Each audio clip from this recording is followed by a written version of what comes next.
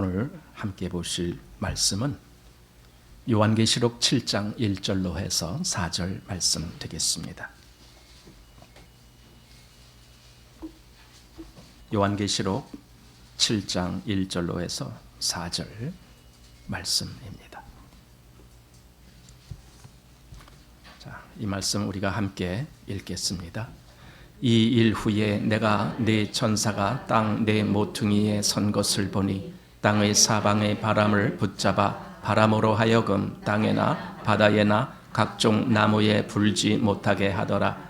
또 봄에 다른 천사가 살아계신 하나님의 인을 가지고 해 돋는 데로부터 올라와서 땅과 바다를 해롭게 할 권세를 얻은 네 천사를 향하여 큰 소리로 외쳐 가로되 우리가 우리 하나님의 종들의 이마에 인치기까지 땅이나 바다나 나무나 해하지 말라 하더라. 내가 인맞은 자의 수를 들으니 이스라엘 자손이 각 지파 중에서 인맞은 자들이 14만 4천이니. 여기까지만 보겠습니다. 지난 수요일 날 우리 요한계시록 말씀을 보다가 이제 오늘 제가 이 말씀 인맞는다라는 것이 뭔가라는 것에 대해서 더 말씀드리겠다라고 그렇게 말씀드렸습니다. 그래서 오늘 이제 이 말씀을 더 보겠습니다. 오늘 하나님의 인과 사단의 인이라고 하는 제목으로 우리가 말씀을 좀 살펴보길 원합니다. 왜 이런 말씀을 더 우리가 보기를 원하냐 하면은 그리스도인들이 자신이 어떤 위치에 있으며 어떠한 여건에 있는지 이런 것들에 대해서 잘 알아야 믿음이 흔들리질 않아요. 내가 어디에 있는 자인지를 알아야 됩니다. 그것은 마치 우리가 만약에 여러분들이 다 가정을 갖고 계시잖아요. 그런데 가끔 가다가 그런 분들이 있잖아요. 왜 치매를 걸려갖고 나이 드셔서 치매를 걸리면은 자기 집을 못 찾아오는 수가 있어요. 밖에 나가서 다니다가 자기 집을 모르고 다른 데로 가고 이런 분들이 있거든요. 그게 뭐냐면은 물론 이제 뇌 기능의 장애인데 결론은 자기 집을 모른다는 거예요. 그러니까 다른 데 다니면서 헤매다가 결국은 실종되기도 하고 그래서 나중에 경찰을 통해서 찾기도 하고 이러거든요. 우리 스마트폰 갖고 있으면 거기 자주 그게 등장하더라고요. 뭐 누구를 찾습니다. 이런 게 나와요. 누구를 찾습니다. 그래서 뭐 나이 몇 세, 뭐 어디에서 실종됐는데 뭐 옷은 무슨 옷을 입었고 뭐 이렇게 하면서 이제 나와요. 그리고 또 한참 있다가는 누구를 찾았습니다. 또 뭐 이런 것도 나오고 그래요. 모르면은요 실종된 거나 마찬가지예요. 국가적으로 볼 때에는 내가 내 국적이 어디냐 이것도 참 중요하죠. 참 우리 대한민국이라는 이 나라도요. 우리가 보면은 뭐 그냥 뭐 적당히 그렇고 그런 나라다 이렇게 생각할지 모르지만 세계적으로 볼 때는 요즘은 그래도 대한민국이 꽤 인기가 있는 나라인 것 같아요. 외국에 다니다 보면은 그 여권이라는 것이 있잖아요. 대한민국 여권을 갖고 다니면은요. 어디 거칠 데가 없어요. 웬만한 데는 다 그냥 프리패스예요. 우리나라 이번에도 쿠바와 뭐 국교를 정상화했다 그런 얘기가 나오더라고요. 처음부터 그냥 대사국 국교를 이렇게 맺었는데 쿠바가 원래 적대 국가였잖아요.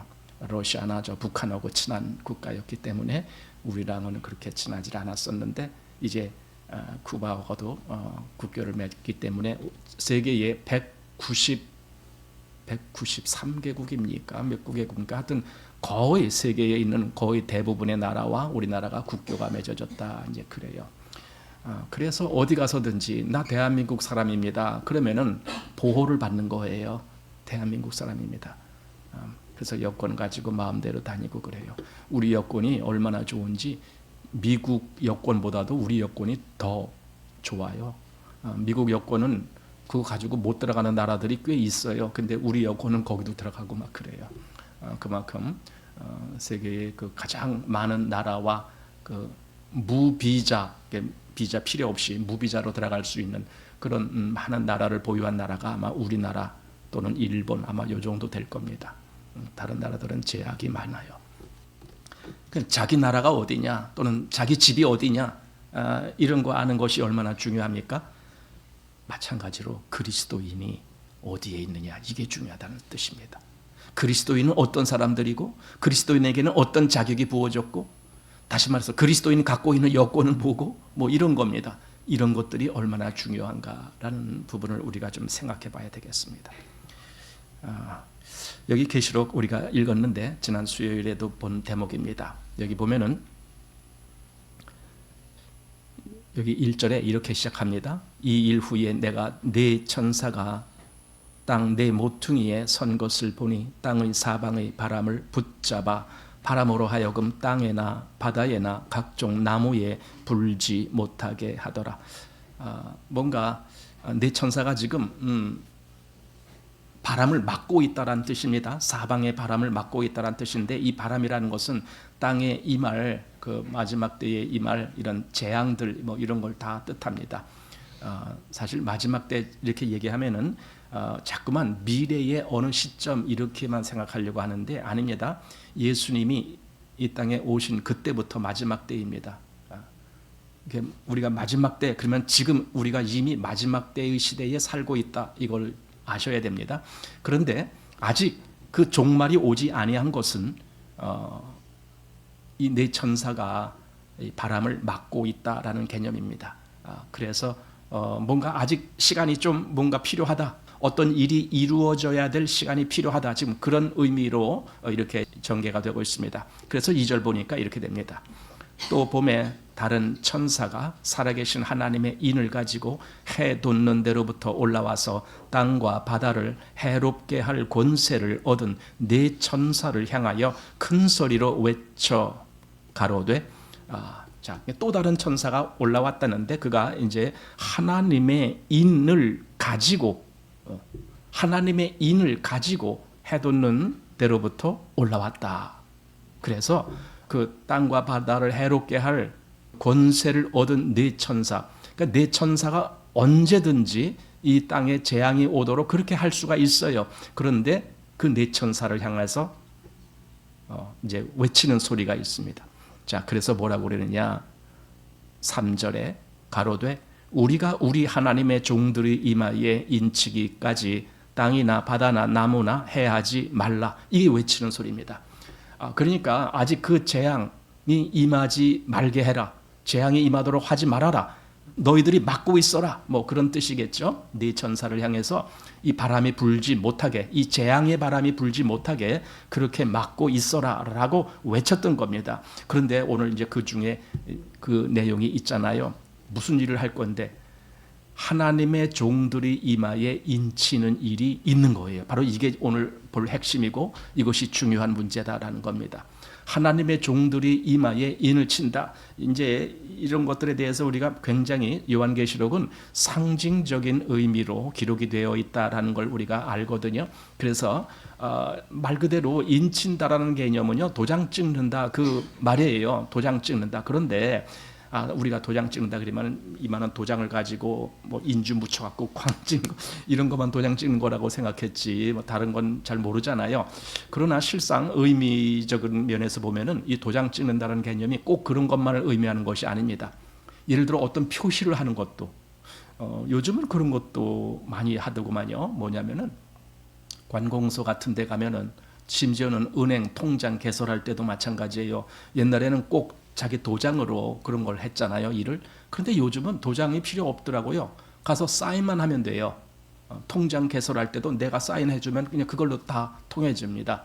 여러분 갖고 계시는 뭐 신용카드나 뭐 이런 거 이제 한두 개씩 있잖아요. 그 뒤에 여러분들의 사인이 있잖아요.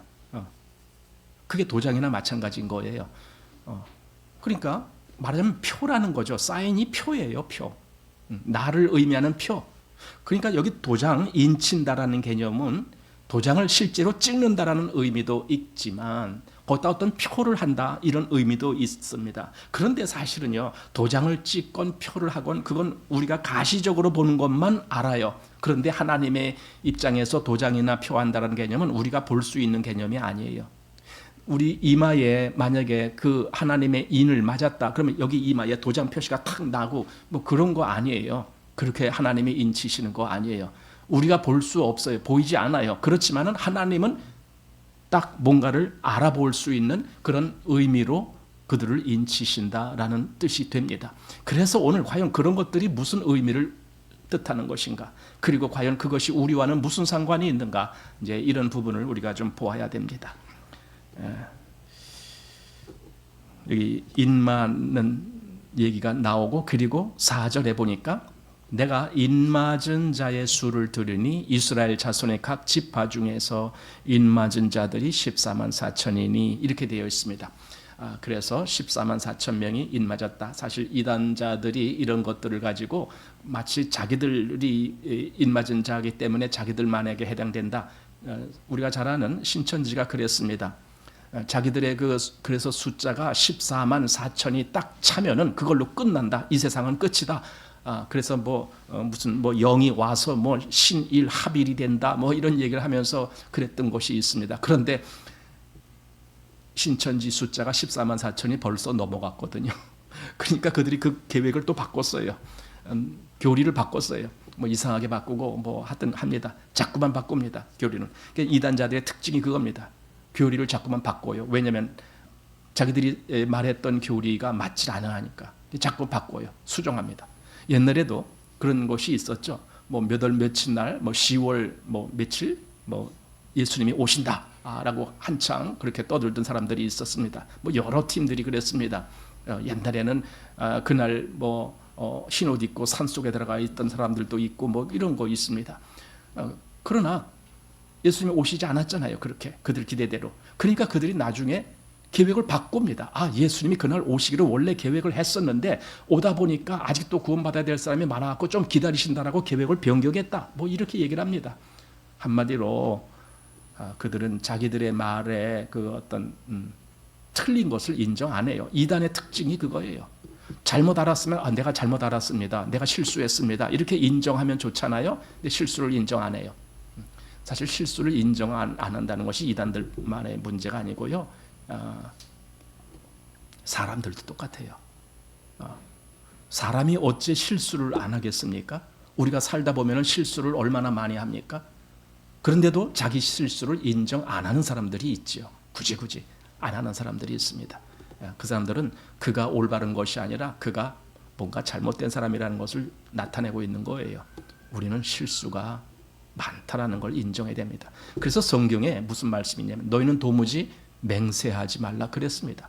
왜 그러냐? 네가 맹세해도 네가 잘못될 수가 있어. 그 말이거든요. 너도 실수할 수가 있어. 그런데 무슨 맹세를 한다는 거냐? 땅으로도 말고 하늘로도 말고 이런 말씀이 있거든요. 바로 그게 스스로가 얼마나 부족한 자인지를 알라 그 뜻이에요. 우리는 부족한 자예요. 그러니까 얼마든지 실수를 해요. 그것이 우리의 모습입니다. 자, 그래서 여기 이제 인 맞는 자가 이스라엘 그 자손 중에 14만 4천이다 그랬습니다. 자, 여기서 이제 좀 알아야 될 것이 있습니다. 과연 이스라엘이 누가 이스라엘이냐라는 개념입니다. 누가 이스라엘이냐? 우리가 잘 알듯이 이미 이스라엘이라는 나라가 있지요. 그리고 과거에 하나님이 그 이스라엘을 택하신 것도 압니다. 그래서 이스라엘 그러면은 하나님이 택하신 자들 이런 의미가 있습니다. 이스라엘. 그런데 그 의미가 이제 그 두 가지로 해석이 돼요. 하나는 혈통적인 이스라엘이 있는가 하면은 또 하나는 영적인 의미에서의 이스라엘이 있어요. 이걸 좀 우리가 알아야 됩니다. 그 얘기를 하려면은 아브라함부터 거슬러 올라가야 됩니다. 왜냐하면 아브라함에게 하나님이 약속을 하시죠. 창세기 13장 또 15장 여기에 보면은 하나님이 약속을 하신 대목이 나오는데 그 약속 중에 아주 중요한 의미가 거기 나와요. 한번 보시기 바랍니다. 자, 먼저 창세기 13장 말씀 보시겠습니다.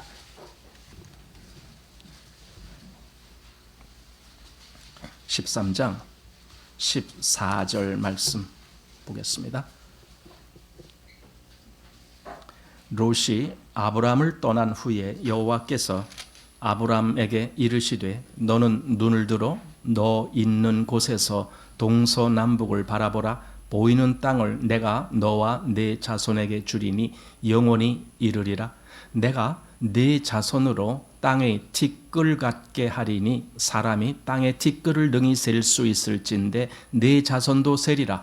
여기 이제 그 지금 읽은 16절의 말씀이 뭐냐면은 내가 네 자손을 땅의 티끌 같게 하리니, 티끌이란 말은요 먼지 알갱이 뭐 이런 거예요. 그러면 우리 땅에 먼지 알갱이가 얼마나 있어요?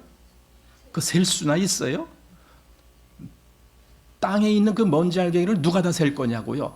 그러니까 하나님이 지금 아브라함에게 네 자손이 그렇게 많이 될 거다라는 의미로 말씀해 주신 거예요. 그래서 이렇게 말씀하죠. 그 뒤에 사람이 땅의 티끌을 능히 셀 수 있을진데, 우리말에 뭐뭐 할진데, 이 말은요 가정법이에요.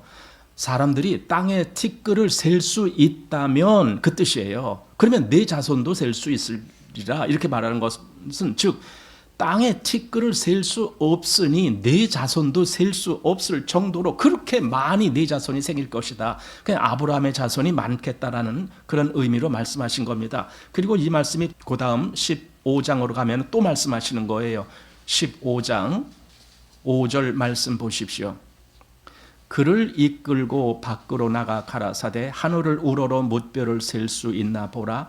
또 그에게 이르시되 네 자손이 이와 같으리라. 아브라함이 여호와를 믿으니 여호와께서 이를 그의 의로 여기시고, 이렇게 됐습니다.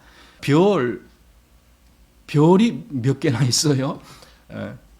그거 별 옛날에 시골에서 별 샌다고 여름에 들어놓아 갖고 마당에 멍석 깔고 그런 때가 있었습니다. 그건 못 세죠. 여기 하나 둘 세 개 있는 것 같은데 자세히 보니까 그 사이에 또 있어. 또 있어. 그것도 눈이 좋아야 이제 그렇게 보이는 건데 별을 셀 수가 없어요. 네 자손이 이 하늘의 뭇별같이 그렇게 셀 수 없게 된다. 근데 아브라함이 그걸 믿었다라고 여기 성경을 말씀하고 하나님은 그의 믿음을 의로 여기셨다라고 하는 거예요. 그러니까 이 의미가 대단히 중요한 겁니다. 자, 아브라함이 뭘 믿었다고요? 하나님이 내 자손이 저 하늘의 뭇별같이 될 거다. 그걸 말씀하셨는데 아브라함이 그걸 믿었다는 거예요. 아브라함의 자손이 하늘의 뭇별같이, 또 그 앞에서는 이 땅의 티끌같이 그렇게 많게 하겠다라는 말씀을 해주셨는데 아브라함이 그걸 믿었다는 거예요. 그리고 실제로 그것이 그렇게 이루어지는 겁니다. 그러면은 여기서 이제 실제로 우리가 좀 간과하지 말아야 될 것이 있는 거예요. 진짜 아브라함의 자손이 누구냐라는 이 문제입니다. 다시 우리 계시록 7장 말씀을 보면은 아까 이스라엘 그 자손 중에 14만 4천인에 대한 말씀이 이제 있었잖아요. 그랬는데 좀 지나서 9절 말씀을 보면은 이렇게 되어 있습니다. 이 일 후에 내가 보니 각 나라와 족속과 백성과 방언에서 아무라도 능히 셀 수 없는 큰 무리가 흰옷을 입고 손에 종려가지를 들고 보좌 앞에 어린 양 앞에 서서 큰 소리로 외쳐 가로되 하면서 이제 나옵니다. 여기 9절에 있는 말씀 볼 때에 여기 보면은 아무라도 능히 셀 수 없는 큰 무리가 흰옷을 입고 손에 종려가지를 들고 이렇게 이제 나온 거예요. 여기 이 아무라도 능히 셀 수 없는 큰 무리는 또 누구냐 했을 때에 사실 많은 그 성경을 해석하는 이들이 그 앞에서 말한 이스라엘 12지파의 인맞은 수라고 한 그 수가 사실은 이 뒤에 아무라도 셀 수 없는 그들을 이야기했던 것이다. 이제 이렇게 말을 합니다. 이게 좀 제가 이제 수요일 날은 그 말씀을 더 자세히 말씀드렸죠. 이게 이제 땅에 있는 교회와 하나님의 보좌 앞에 있는 교회에 대한 그 차이를 말씀드렸습니다. 14만 4천은 땅에 있는 교회를 이야기하는 것이고 똑같은 교회인데 하나님의 보좌 앞에 나온 그 교회가 이제 아무도 셀 수 없을 정도로 그렇게 수많은 하나님의 백성들이 있는 것을 말씀드렸습니다. 그리고 14만 4천이라는 개념도 그게 단순히 하나 둘 셋 넷 해서 14만이 아니라 그 14만 4천의 의미하는 그 어떤 의미가 무한대의 아주 엄청난 많은 수를 의미한다라는 것을 말씀드렸습니다. 그래서 요한계시록 뒤에 나중에 가면은요 21장에 가면은 그 하늘에서 내려오는 교회 새 예루살렘이 뭔가 치수가 144규빗, 이렇게 144규빗이라는 치수가 나오고 거기에 천이라는 그 최고의 수, 그 당시에 천이라는 개념이 그 최고의 수, 그 최고의 수를 곱한 14만 4천이 결국은 교회의 그 규모가 된다라는 것을 말씀드렸습니다. 자, 그래서 오늘 이제 그 부분을 조금 더 보겠습니다. 아브라함의 자손이 아까 땅의 티끌같이 또는 뭡니까? 하늘의 뭇별같이 그렇게 많게 되겠다라고 하는 이제 그런 내용들을 우리가 봤는데 그 부분과 조금 아까 계시록 7장 9절에 본 아무라도 능히 셀 수 없는 큰 물이 하면은 이게 뭔가 연결되는 것을 여러분 느끼실 겁니다. 아, 땅의 티끌도 셀 수 없다라고 말씀했는데 여기 보니까 아무라도 능히 셀 수 없는 큰 무리가 나오네. 어쩌면 그게 같은 물이 아닐까? 이제 여러분 이렇게 분명히 생각됩니다. 맞아. 그러면 아브라함의 자손이 바로 여기에 해당되는 건가? 이제 이 생각을 하게 됩니다. 자, 아브라함의 자손에 대해서 세례 요한이 어떤 표현을 했는데 우리 마태복음 3장 말씀 한번 보시겠습니다. 세례 요한이 어떻게 말을 했는지를 보시겠습니다. 마태복음 3장 7절 말씀 보십시오. 자, 7절. 요한이 많은 바리새인과 사두개인이 세례 베푸는 데 오는 것을 보고 이르되 독사의 자식들아 누가 너희를 가르쳐 임박한 진노를 피하라 하더냐. 그러므로 회개에 합당한 열매를 맺고 속으로 아브라함이 우리 조상이라고 생각지 말라. 내가 너희에게 이르노니 하나님이 능히 이 돌들로도 아브라함의 자손이 되게 하시리라. 지금 세례 요한이 한 말인데 여기서 세례 요한의 개념에는 아브라함의 자손이라는 개념을 하나님의 자손이라는 개념과 일치시키면서 지금 말을 한 거예요. 근데 그들 앞에 누가 나왔냐면은 바리새인과 사두개인들이 나왔단 말이에요. 사실 바리새인이나 사두개인들도 그들도 유대인이고 혈통으로 본다라면은 그들도 아브라함의 자손이잖아요. 그들이. 그런데 그들 앞에서 딱 하는 말이 하나님이 이 돌들로도 능히 아브라함 자손이 되게 하실 수 있어. 그러니 니들이 아브라함 자손이라고 그렇게 주장하지 말아라. 지금 그 뜻이거든요. 왜? 니들은 합당하지 않은 자들이야. 너희들은 아브라함의 자손의 자격이 없어. 지금 그 말이거든요.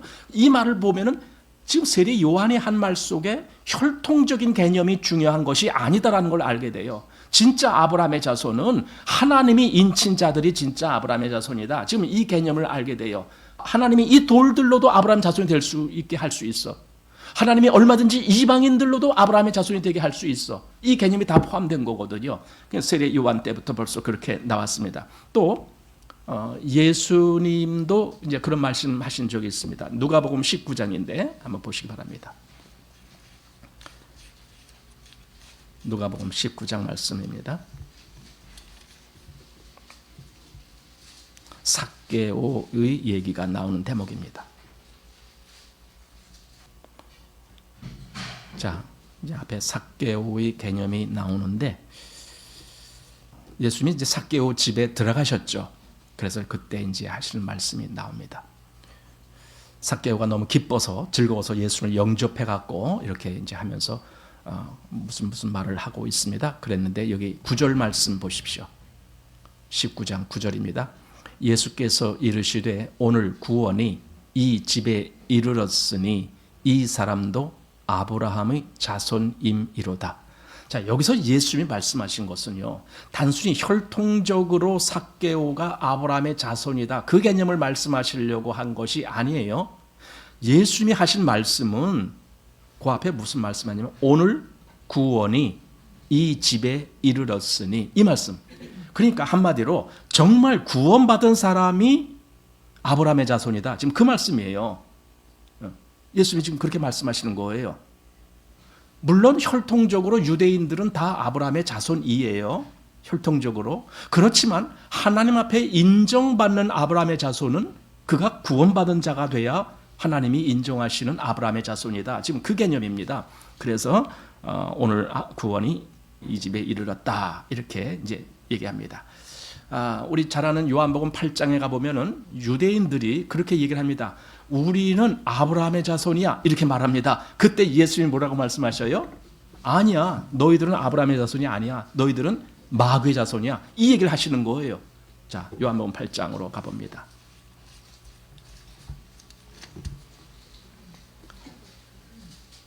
요한복음 8장 33절 말씀.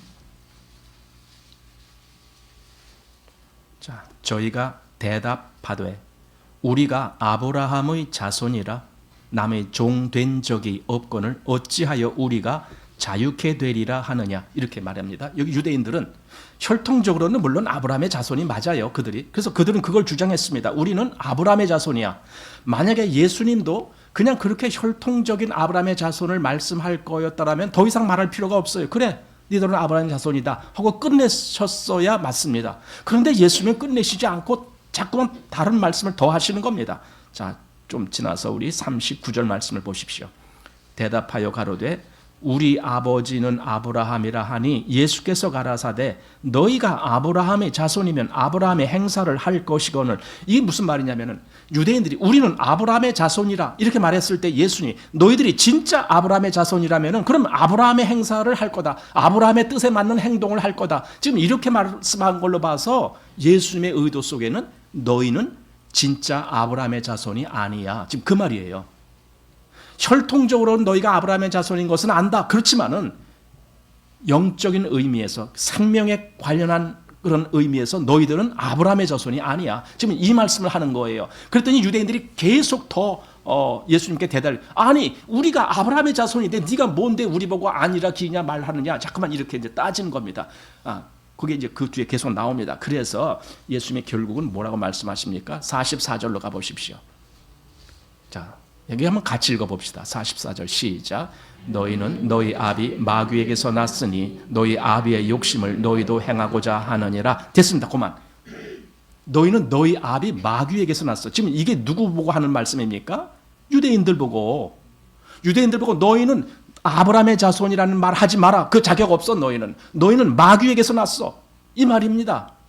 그 말은 곧 예수님도 아브라함의 자손이라는 개념이 단지 혈통적인 개념을 중요하게 여기시는 것이 아니라 그 속에 정말 하나님의 영의 생명이 있는 자들이냐, 아까 저 삭개오한테 정말 구원받은 자가 아브라함의 자손이다 이렇게 말한 것처럼 네 속에 구원받은 영이 있느냐, 이런 걸 물어보고 아브라함의 자손이다 아니다 이렇게 지금 표현한 거 아닙니까? 예. 성경에서 아브라함의 자손이다라고 할 때에 우리가 이걸 중요하게 구별을 해야 됩니다. 혈통적인 아브라함의 자손이 있고 그게 아니라 진짜 하나님이 인정하신 아브라함의 자손이 있단 말이에요. 진짜 인정하신, 그들은 구원받은 자들이에요. 그들을 인정하는 거예요. 또 갈라디아서 3장 말씀에도 이런 구별이 있습니다. 자, 갈라디아서 3장 말씀 보십시오.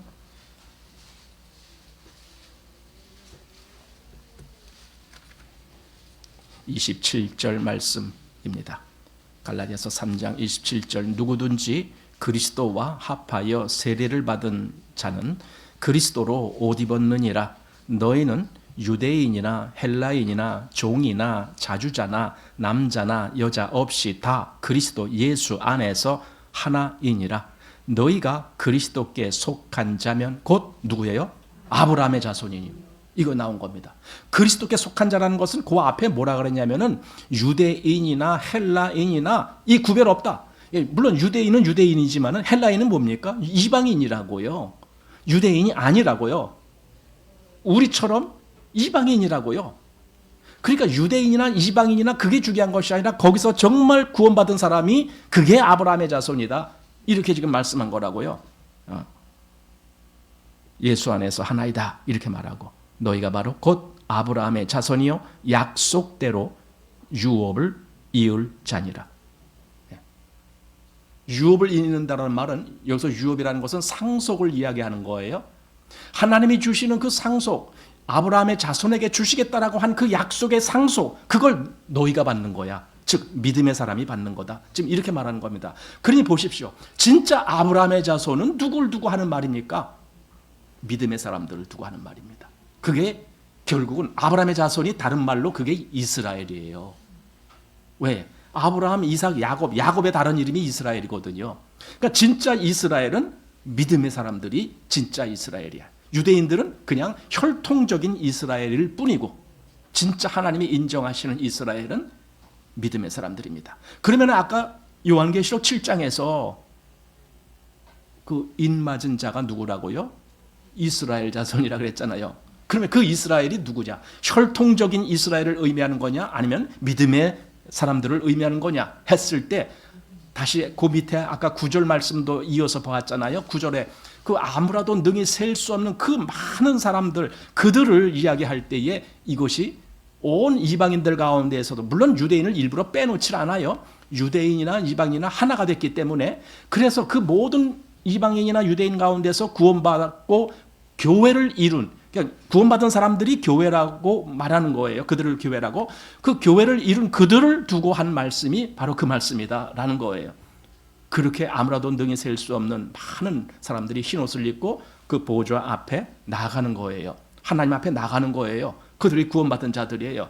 이렇게 성경은 말씀해 주고 있습니다. 자, 그래서 히브리서 이제 2장 말씀을 보겠습니다. 히브리서 2장 16절 말씀. 자, 16절 말씀 보십시오. 이는 실로 천사들을 붙들어 주려 하심이 아니요 오직 아브라함의 자손을 붙들어 주려 하심이라. 여기서 이제 아브라함의 자손이란 말이 또 나왔습니다. 하나님이 아브라함의 자손을 붙들어 주려 하심이라 이렇게 나왔습니다. 그런데 이제 그 앞에 조금 보면은 그게 뭘 뜻하는지를 또 우리가 조금 생각하게 됩니다. 12절 말씀에 보겠습니다. 그 앞에 12절입니다. 자, 이르시되 내가 주의 이름을 내 형제들에게 선포하고 내가 주를 교회 중에서 찬송하리라 하셨으며, 이렇게 되옵니다. 여기 교회라는 말이 딱 나왔습니다. 내가 주를 교회 중에서 찬송하리라. 물론 이것이 이제 시편에서 인용한 말씀이지만 여기 히브리서에서 시편에는 교회라는 말이 없어요. 그렇지만은 그것을 이 신약적인 해석으로 할 때에 교회라는 말을 거기다 딱 이렇게 누워서 다시 말씀한 겁니다. 그래서 내가 주를 교회 중에서 찬송하리라 하면서 한 말이 조금 아까 읽은 아브라함의 자손을 붙들어 주려 하심이라 이렇게 되어 있습니다. 물론 아브라함의 자손이라는 개념 속에는 그것이 예수님을 의미하는 것도 됩니다. 그러나 또 한 가지는 교회도 된다라는 뜻이 됩니다. 왜냐하면 이 앞에서부터 교회를 말했기 때문에 아브라함의 자손은 혈통적인 유대인들을 두고 한 말이 아니었습니다. 그래서 자, 그렇게 본다라면은 진짜 아브라함의 자손 그들에게 인이 맞춰지는 겁니다. 아까 다시 계시록 7장 말씀을 보면은 거기 3절에 뭐라고 그랬냐면은 우리 하나님의 종들의 이마에 인치기까지, 여러분 인 맞는 자가 누구냐? 하나님의 종들입니다. 그것이 유대인이나 헬라인이냐 그거 따지지 않습니다. 하나님의 종에게 하나님이 인치시겠다 이겁니다. 물론 인친다라는 개념이 사람의 눈에 보이도록 뭐 한다는 개념 아닙니다. 이제 조금 이따 더 보겠지만은 그 인치는 개념은요 우리 안에서 이루어집니다. 여기 이마라는 개념은요 나를 겉으로 표현하는 가장 중요한 위치가 이마예요. 이마. 하지만 그렇다고 해서 이마에다 뭘 딱 뭐 찍거나 표하거나 그런 뭐 거기다 동그라미 표하거나 뭐 그런 거 아니에요. 그건 우리 안에 우리 마음에 기록되는 문제예요. 이 문제를 여기서 지금 말씀해 주신 거다라고 보게 됩니다. 그래서 하나님의 종들이 이마에 인치기까지 이렇게 했던 겁니다. 그 하나님의 종들이 누구라고요? 여러분 여기서 이런 마음을 여러분들이 좀 가지길 바라요. 뭐냐면 여러분이 정말 믿음의 사람이라면 여기서 하나님의 종들의 인치기까지 그 개념이 이게 나에게 하신 말씀입니다. 하나님이 나를 인치시는군요. 이걸 아셔야 됩니다. 하나님이 나를 인치시는 거예요. 내가 하나님을 믿는데 그 믿음의 순간에 하나님은 나를 인치는 거예요. 이게 먼 이후에 될 일이 아니에요. 왜냐하면 이게 세상 끝은 예수님이 오신 때부터 세상 끝이라 그랬잖아요. 계속 지금 우리는 끝날에 살아가고 있는 겁니다. 끝날에 계속 이 인침이 역사가 이루어지고 있는 겁니다. 그리스도 예수 안에서 믿음에 속한 모든 자들은 하나님이 계속 그렇게 인쳐나가는 겁니다. 그래서 그 수가 다 찰 때까지, 그것이 아까 사방에 있는 천사들에게 바람을 막고 있으라, 그 수가 찰 때까지 막고 있으라, 지금 그렇게 말씀한 겁니다.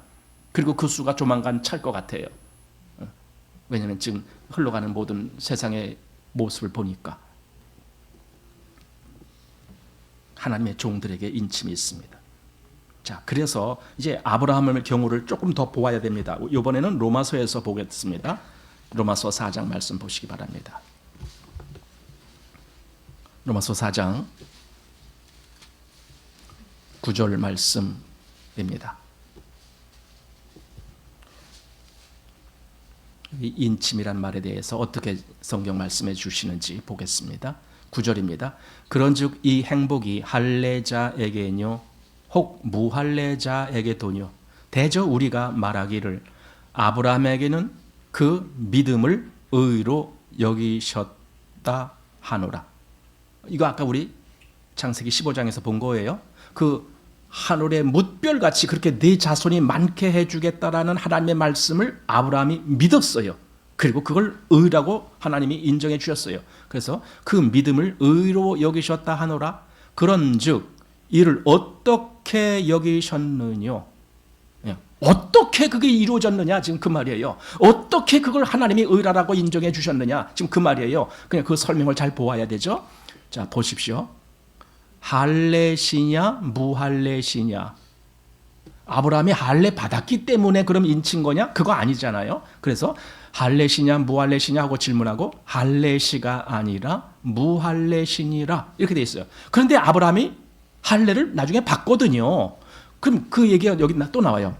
11절 저가 할례의 표를 받은 것은 무할례 시에 믿음으로 된 의를 인친 것이니 이는 무할례자로서 믿는 모든 자의 조상이 되어 저희로 의로 여기심을 받게 하려 하심이라. 자, 여기 이제 그 얘기가 나온 거예요. 다시 한번 보십시오. 11절에 무할례 시에 믿음으로 된 의를 인친 것, 그게 할례다. 여기서 아브라함에게 그렇게 나온 거예요. 여기 인쳤단 말이 나왔잖아요. 여러분 이것이 보였습니까? 읽을 때 믿음으로 된 의, 아까 아브라함이 그 하나님 말씀하신 것을 믿었을 때 그걸 의로 여기셨다라고 돼 있어요. 근데 그걸 그냥 의로 여기시고 끝내신 것이 아니라 그걸 인치겠다는 거예요. 인쳤단 말은 그걸 하나님이 정확하게 보증을 하겠다 그 말이잖아요. 그게 뭡니까? 할례받게 하는 거예요. 인친 거예요. 그러니까 아브라함에게는요 이마에 도장 맞은 게 아니라 할례받은 거예요. 아브라함은. 근데도 하나님이 그를 인친 겁니다. 그런데 실제적으로 그것이 어디서 일어났기 때문에 인쳤느냐? 그 마음에 믿음이 생겼기 때문에. 하나님을 신뢰하는 그 믿음이 생겼을 때 하나님이 그를 인쳐주시고 그 표로 할례받아라. 지금 이렇게 하는 거예요. 물론 아브라함에게는 그래서 할례가 있었습니다. 물론 우리는 나중에 볼 때 할례는 어디다 하라고요? 마음에 할지니. 정말 할례가 마음에서 이루어지는 거예요. 우리는. 그래서 거기서 인침이 있는 거예요. 우리의 인침은 그래서 마음에서 이루어지는 거예요. 그게 증거가 되는 거예요.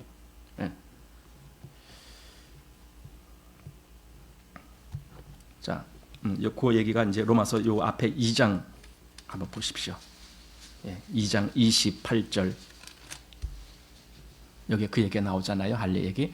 자, 28절. 대저 표면적 유대인이 아니요 표면적 육신의 할례가 아니라 오직 이면적 유대인이며 할례는 마음에 할지니 신령에 있고 의문에 있지 아니한 것이라.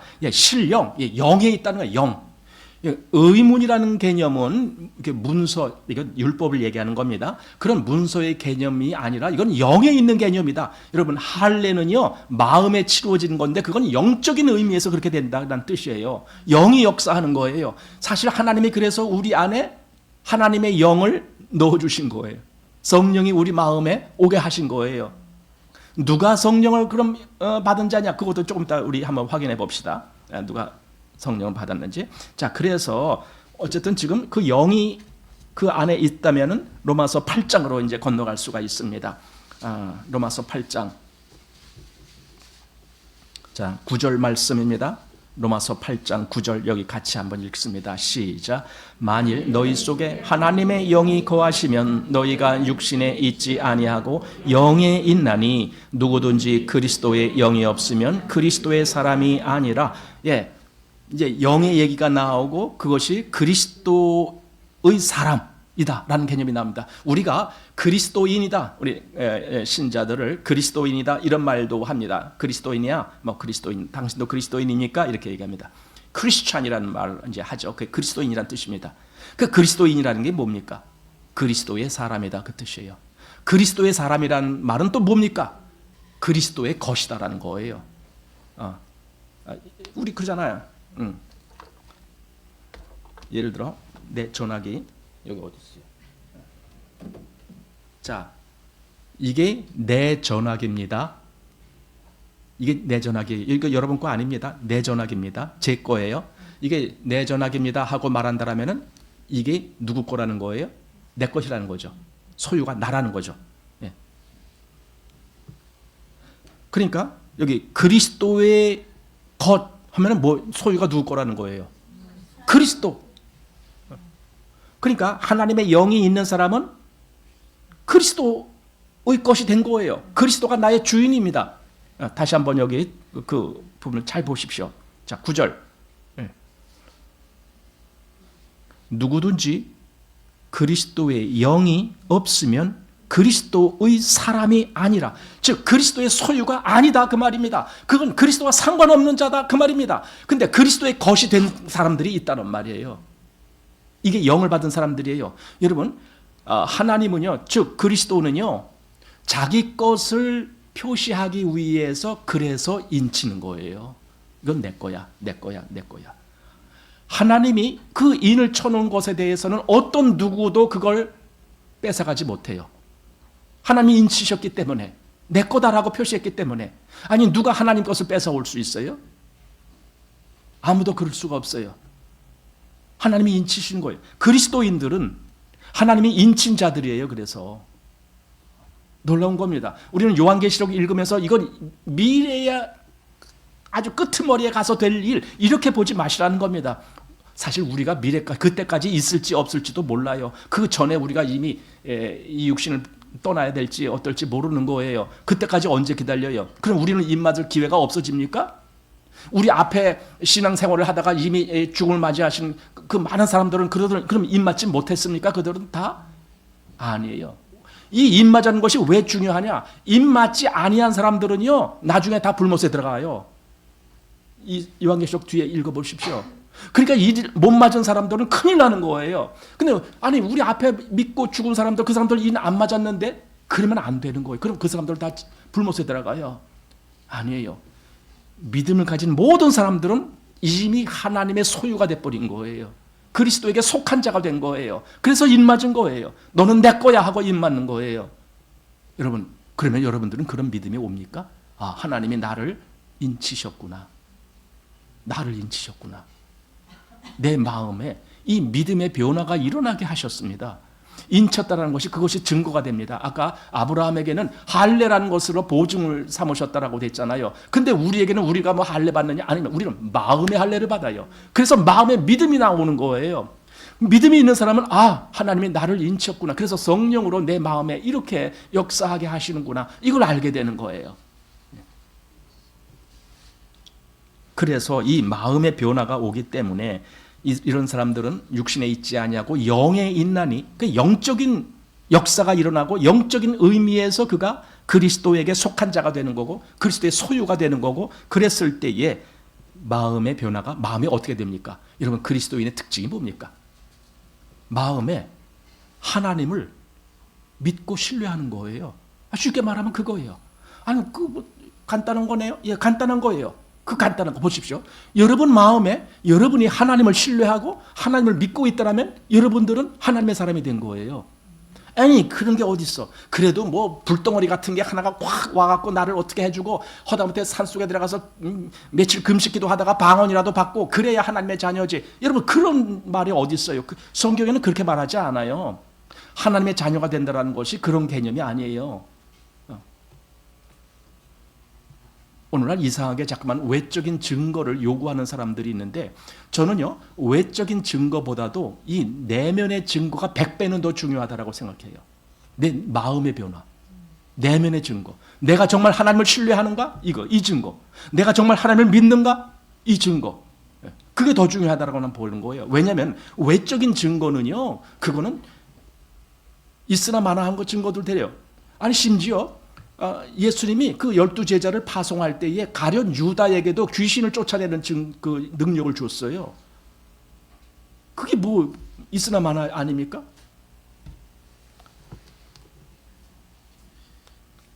빌립보서 2장 14절에 우리 안에서 하나님이 역사하십니다. 그 역사로 인해서 우리로 뭘 갖고 하느냐? 하나님을 향해서 소원을 두고 행하게 하신다 그랬습니다. 소원을 두고 하나님의 마음, 하나님의 뜻을 위한 그 소원이 있습니다. 이게 하나님을 향한 그 신뢰에서 나오는 표현입니다. 하나님을 향한 소원. 그 소원이 있는 사람, 즉 하나님을 믿고 신뢰하면서 하나님을 따르길 원하는 가운데 하나님의 뜻이 이루어지길 원하는 그런 마음이 있는 사람, 이미 마음에 인친 사람들이에요. 그런 사람들은 이미 마음에서 하나님의 역사가 있는 사람들이에요. 그래서 아까 누구한테 인치느냐 했을 때 하나님의 누구라고요? 종들에게. 거기서 유대인들 가운데 이런 사람들 그렇게 말하지 않고 그냥 하나님의 종들 이렇게 말했습니다. 그리고 그들이 진짜 영적인 의미에서 이스라엘이다. 이스라엘 자손이다. 지금 그렇게 말씀한 겁니다. 결국 그리스도의 사람은 그리스도의 소유, 그리스도의 것. 그럼 그리스도가 나를 소유로 삼았으면 나를 얼마나 소중히 여기겠습니까? 누구든지 자기 걸 소중히 여기잖아요. 다른 사람 얼굴에 뭐 껌댕이가 묻건 말건 그건 뭐 우리 별로 신경 안 쓰지만 내 얼굴에 껌댕이가 묻었다고 생각해 보십시오. 얼른 가서 닦아야 되잖아요. 왜? 내 얼굴이니까. 나는 내 얼굴을 소중히 여기는 거예요. 여러분이 어디 다쳤다며요. 그럼 빨리 가서 치료받아야 되잖아요. 왜 그래요? 소중히 여기니까. 이게 내 몸이니까. 사람들은 자기 것을 소중히 여깁니다. 자기 소유를 소중히 여깁니다. 다른 사람들 핸드폰이 고장났대. 그러면 난 별로 신경 안 씁니다. 하지만 이거 내 핸드폰이 고장나면 나는 이거 가지고 끙끙거리는 거. 이거 어떻게 해야 고칠까? 왜? 내 거니까. 누구든지 자기 것을 소중히 여깁니다. 하물며 하나님이 자신의 것을 소중히 여기지 아니하시겠습니까? 얼마든지 소중히 여기십니다. 이 세상 끝날까지도 하나님은 그걸 소중히 여기십니다. 그게 성경에 기록되어 있는 거예요. 그리스도의 소유. 자, 여기 베드로전서 2장. 오늘 설교가 좀 길어질 것 같은데요. 할 얘기가 많은데 아직도 시간. 자, 베드로전서 2장 9절 말씀. 자, 9절. 여기 이렇게 말했습니다. 오직 너희는 택하신 족속이요 왕 같은 제사장들이요 거룩한 나라요. 그리고 그 다음 뭐라고요? 그의 소유된 백성. 이게 뭡니까? 그의 것이라는 겁니다. 너희는 그리스도의 것이야. 그의 소유된 백성이야. 그가 우리를 소유하시고 계셔. 그렇게 됐어. 이게 그리스도인이고 이게 성도예요. 그의 소유된 백성이니. 그리고 디모데후서 2장 말씀 보십시오. 자, 디모데후서 2장 19절. 자, 같이 읽습니다. 시작. 그러나 하나님의 견고한 터는 섰으니 인침이 있어 일러스되 주께서 자기 백성을 아신다 하며 또 주의 이름을 부르는 자마다 불의에서 떠날지어다 하였느니라. 여기 무슨 말씀이에요? 인침이 있다는 거예요. 인침. 도장 찍었다 그 뜻입니다. 실제로 우리가 그리스도인이 됐을 때에 우리에게 뭐 도장이 찍혔습니까? 그래서 여기 도장 묻었네 이런 거 있습니까? 그런 거 없어요. 그러니까 여기서 인친다는 개념이 그렇게 우리 눈으로 볼 수 있는 그런 개념이 아닙니다. 하지만 하나님이 자기 소유로 확실하게 정해놓은 것이 인침입니다. 그리고 그 인침의 증거가 마음의 변화입니다. 마음에 하나님을 향한 믿음이 있고 성령의 역사입니다. 이게 인침의 증거입니다. 아까 아브라함에게는 그 증거로 아브라함에게는 할례를 받으라 이렇게 했지만 결국은 그것이 영적인 의미에서 마음에 인쳐진 거고 할례는 마음에 하게 되는 겁니다. 이걸 아셔야 됩니다. 제가 왜 알라고 말씀드리겠습니까? 아까 시작을 어떻게 했습니까?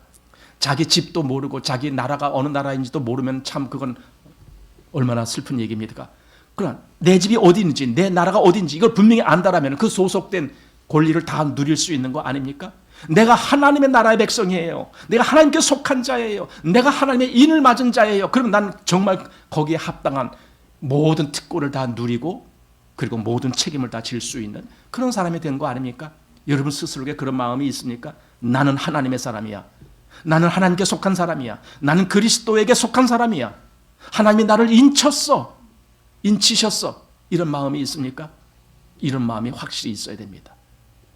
어정쩡하게 신앙생활을 하려고 하지 마십시오.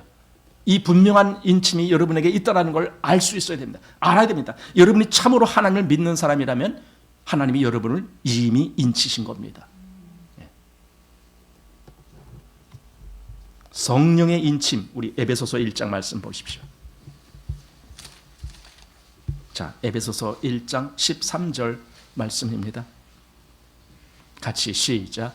그 안에서 너희도 진리의 말씀 곧 너희의 구원의 복음을 듣고 그 안에서 또한 믿어 약속의 성령으로 인치심을 받았으니, 이게 얼마나 확실한 말씀입니까? 어떻게 됐다고요? 여기 그 안에서, 그 안이란 말이 그리스도 예수 안에서 그 말인데, 그 안에서 너희도 진리의 말씀 곧 너희의 구원의 복음을 듣고 그리고 그 안에서 또한 믿어. 여러분, 내가 복음을 들었으면 그 복음을 믿는 역사가 일어나잖아요. 그 믿어요.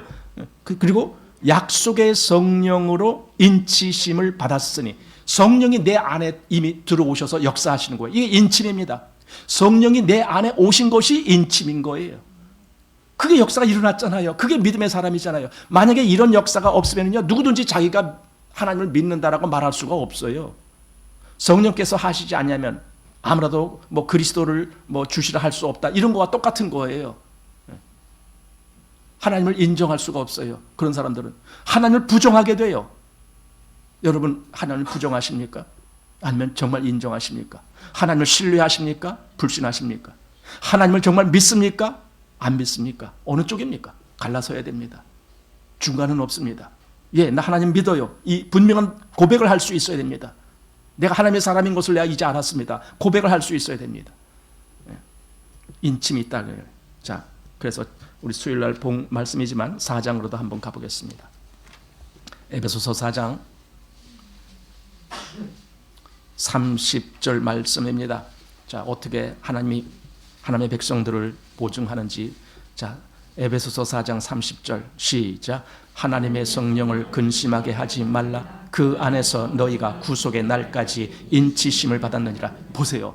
구속의 날까지, 그날이 언제 올지, 그건 이제 이 세상 끝날에서 다 몸의 구원까지 다, 영적인 구원까지 다 포함해서 일어나는데, 그때까지 인침을 받았다는 말은 그때까지 내가 너를 보증하겠다, 내가 너를 보장하겠다, 내가 너를 지키겠다. 왜? 너가 내 것이니까. 이 말씀입니다. 그게 인침입니다. 성령으로 인침이 있었다. 그러니 그리스도인들은 다 하나님이 나를 인치셨군요. 하나님, 제가 이제 알겠습니다. 나를 인치셨군요. 이 고백을 할 수 있어야 됩니다. 이건 마지막 세상 끝날에 그때 가서 인칠 거야 그러지 마십시오. 지금 이미 인침이 계속 일어나고 있습니다. 계속 일어나고 있습니다. 인침이. 믿는 자마다 하나님이 그렇게 인치신 겁니다. 너는 내 거야 이렇게. 이게 진짜 기독교고, 이게 진짜 그리스도인이에요. 기독교는요, 그렇게 경계가 모호하지 않고 아주 확실합니다. 경계가 확실해요. 한마디로 너 인침 받았느냐 이거예요. 너 인침 받았느냐.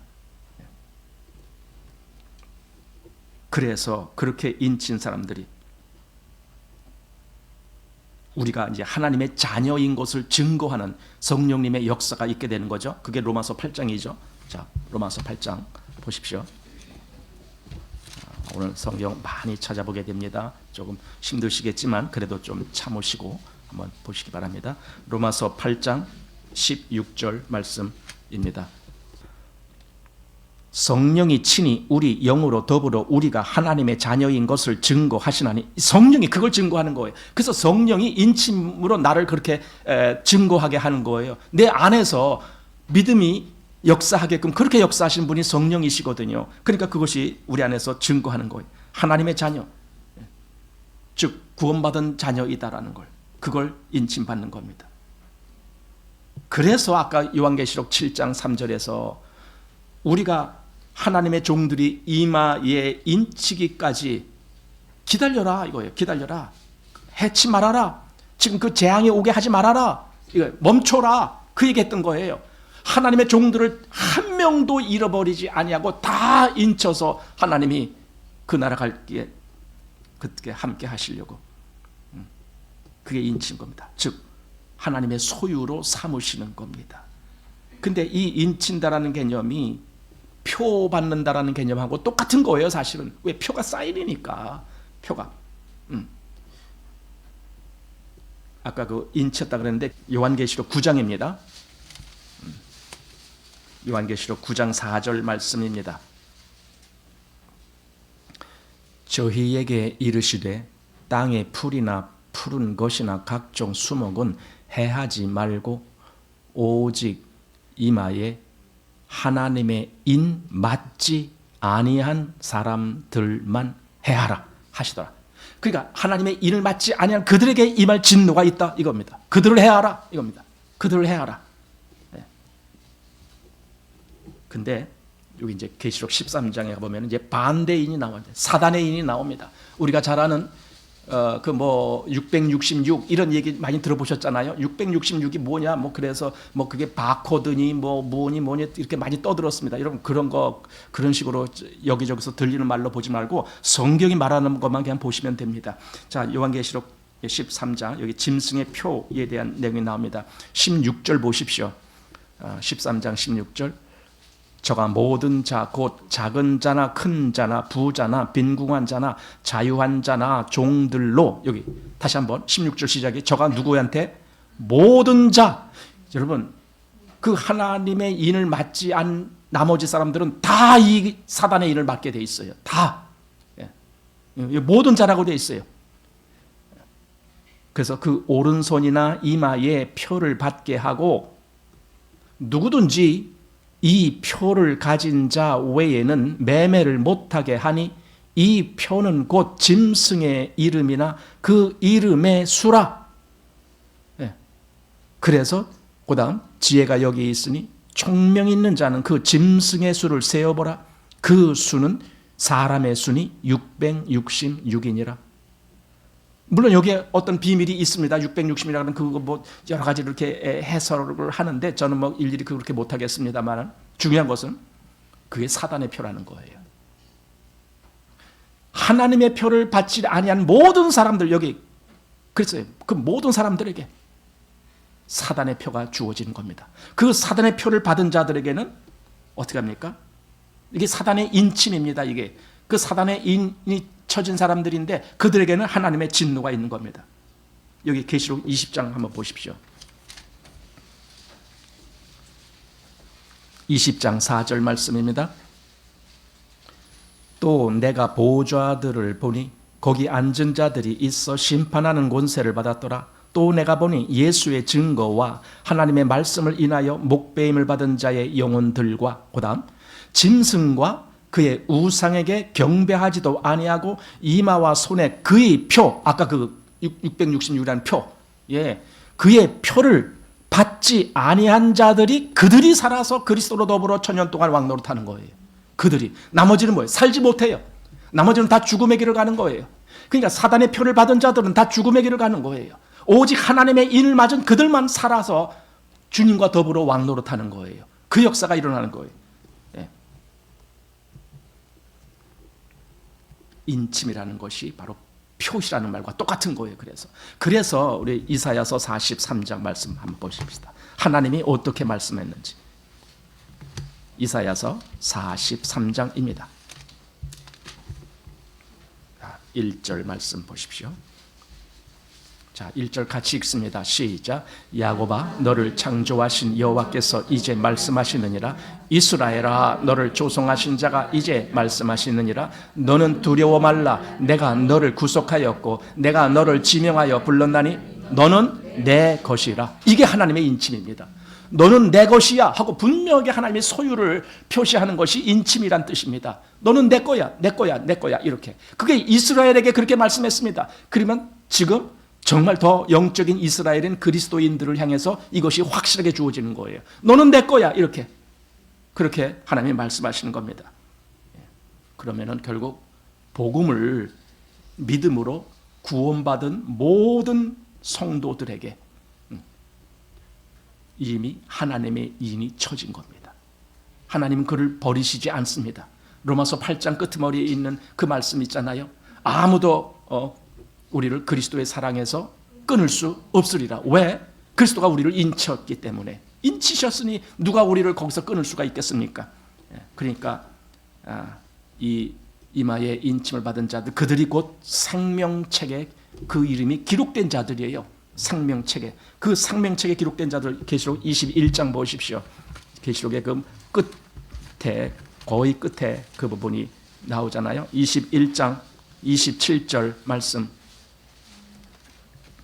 자, 21장 27절 여기 같이 읽겠습니다. 시작. 무엇이든지 속된 것이나 가증한 일 또는 거짓말하는 자는 결코 그리로 들어오지 못하되 오직 어린 양이 생명책에 기록된 자들 뿐이라. 생명책에 기록됐다는 말은 그리스도가 그래 이건 내 거야 하고 거기다 다 기록해놨단 말이에요. 우리를. 주님 것이에요. 그들만 거기 들어가는 거예요. 그 새 예루살렘에 들어가는 거예요. 하나님의 성에 들어가는 거예요. 그들만. 그 나머지는 들어가지 못합니다. 생명책 기록되지 못한 자는 못 들어갑니다. 그 앞에 이제 20장에 보면 더 자세히 나오죠. 20장 15절 말씀 보십시오. 자, 20장 15절 이렇게 되어 있습니다. 누구든지 생명책에 기록되지 못한 자는 불못에 던지우더라. 이거예요. 그러니까 하나님의 인을 맞지 아니하고 그래서 생명책에 그 이름이 기록이 안 된 그들은 다 어디로 가요? 불못에 가는 거예요. 한마디로 그걸 지옥이라고 부르는 거예요. 지옥에 가는 거예요. 그러니 내가 하나님의 인을 맞았다는 것이 얼마나 중요한 문제고 믿음의 사람이 그걸 알아야 될 이유가 그래서 있는 겁니다. 아, 나는 하나님께 속한 자예요. 하나님이 나를 인치셨어. 그 말입니다. 오늘 이런 말씀을 보는데 혹 이 말씀이 좀 어렵게 여겨지실 분들도 계실지 몰라요. 좀 다 무슨 말이야? 오늘 설교 나 하나도 못 알아듣겠네. 그런 분이 계실지 몰라요. 그런 분들은 우리 지금 수요일에 하는 요한계시록 강해 설교를 좀 들으시기 바랍니다. 아마 그걸 계속 들어오신 분들은 오늘 제가 하는 말이 하나도 어렵지 않아요. 그냥 그래, 아멘, 아멘, 맞아요. 이렇게 다 됐을 겁니다. 그렇지만은 그렇게 못 들은 분들은요, 말씀을 잘 들으셔야 돼요. 그래야 믿음이 들음에서 나며 들음은 그리스도의 말씀으로 말미암는다 그랬잖아요. 근데 듣지 않고 어떻게 믿음이 생겨요? 잘 들어보셔야 돼요. 그러면은 오늘 이 말씀이 이게 어려운 얘기가 아니라 이게 진짜 성경에서 이렇게 쭉 말씀에 오셨구나. 이것을 이제 확신할 수가 있게 된 겁니다. 그래서 나는 우리 교회 성도님들이 이 말씀 나를 인치신 하나님, 새롭게 그 말씀으로 인해서 더 자신 있게 하나님이 나를 인치셨어. 하나님이 나를 인치셨어. 이 말씀을 더 자신 있게 내 마음에 품고 하나님의 백성으로 얼마든지 힘 있게 그렇게 살아가시기를 바랍니다. 기도합니다. 여호와 하나님, 이 말씀을 어떻게 다 우리가 설명을 해야 되겠습니까? 우리 그럴 재주가 없습니다. 그러나 하나님은 그 모든 것을 우리 마음에 보이시고 인치듯 부어주시고 그로 인하여 우리가 믿음으로 그 말씀을 받을 수 있게 하셨으니 인치신 분이 하나님이십니다. 우리를 하나님의 소유 삼으시고 하나님이 너는 내 것이다 이렇게 말씀하셨으니 하나님 바로 거기에 우리가 있고 모든 믿음의 사람들이 있음에 감사를 드립니다. 그리고 우리가 끝날까지 하나님의 보호하심 속에 있으며 오히려 인맞지 아니한 자들이 다 그 불못에 던지올 때에도 우리는 하나님의 보호자 앞에 나아가는 그 아무라도 능히 셀 수 없는 큰 무리 속에 거기에 바로 우리가 있다는 것을 알고 이 큰 소망의 기쁨으로 우리가 이 땅에서도 믿음의 승리자들로 삶을 살게 하여 주옵소서. 예수님 이름으로 기도하옵나이다. 아멘.